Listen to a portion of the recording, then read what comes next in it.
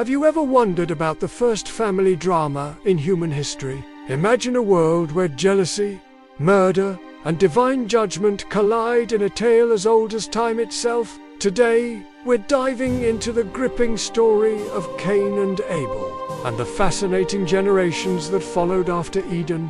Buckle up, because this biblical narrative is about to take you on a wild ride through the dawn of human civilization.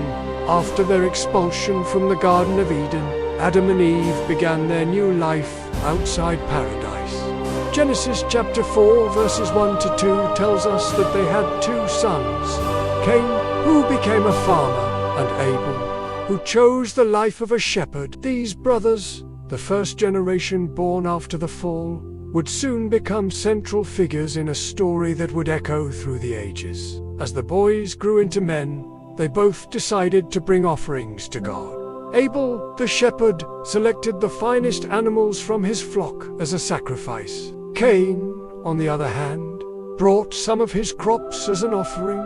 Here's where things get interesting. God accepted Abel's offering, but not Cain's. The Bible doesn't explicitly tell us why, but this divine preference sparked a fire of jealousy and anger in Cain's heart. Seeing Cain's growing resentment, God stepped in with a warning. In Genesis chapter 4, verses 6 to 7, we hear God's voice cautioning Cain to control his anger and resist the temptation of sin. The Almighty's words ring out with a chilling metaphor.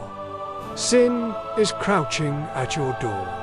It desires to have you, but you must rule over it. It is a powerful reminder of the constant battle between good and evil that rages within the human heart. Despite this divine warning, Cain's jealousy consumed him. In a moment that would forever change the course of human history, Cain lured his brother Abel into a field and committed the first murder. This shocking act of violence marked a dark turning point for humanity, showing just how quickly sin could corrupt and destroy. When God confronted Cain about his brother's whereabouts, Cain's response became one of the most infamous lines in the Bible. "Am I my brother's keeper?" His attempt to deflect responsibility only served to highlight the gravity of his crime. As punishment, God cursed Cain, declaring that the ground would no longer yield crops for him, and that he would be condemned to live as a restless wanderer. Faced with this harsh judgment, Cain expressed fear for his own life, worried that others might seek revenge for Abel's murder. This reaction raises an intriguing question.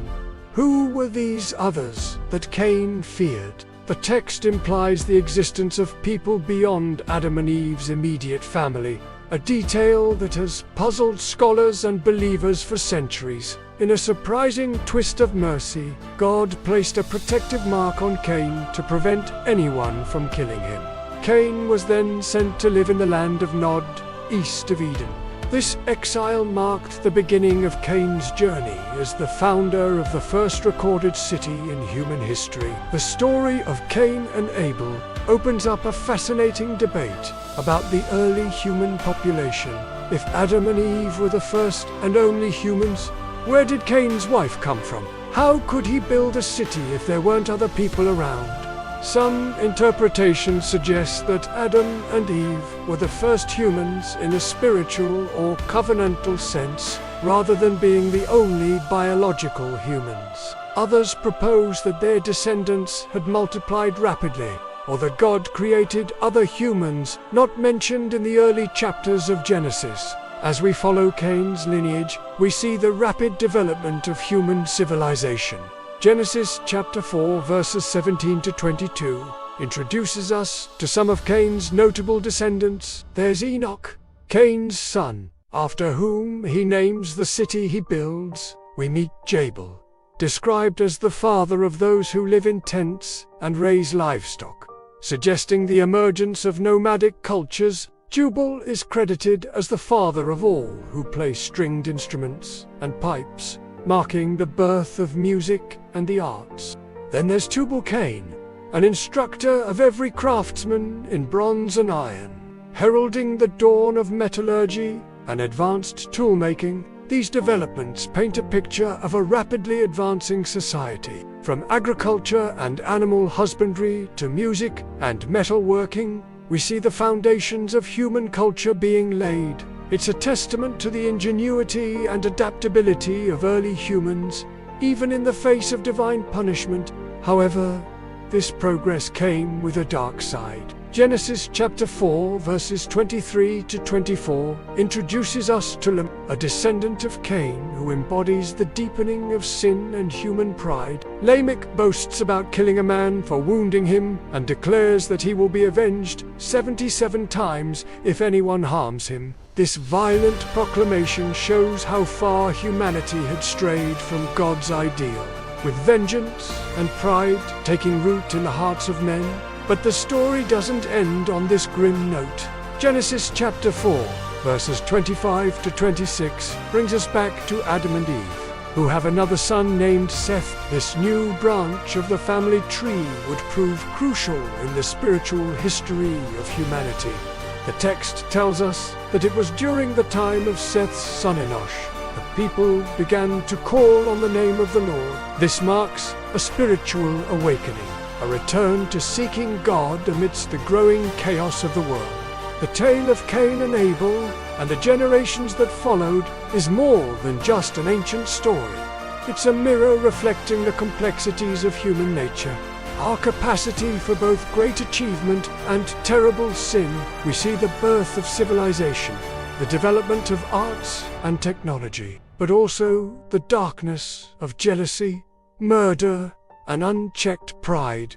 As we reflect on this foundational narrative, we're reminded of the ongoing struggle between good and evil that exists within each of us. The story challenges us to consider our own choices, our relationships with others, and our relationship with the divine. So, what will you do with this ancient wisdom? Will you let it inspire you to cultivate the good in your own life? To resist the sin crouching at your door? The choice, as it was for Cain, is yours to make. Remember, every decision we make shapes not just our own story, but the ongoing narrative of humanity.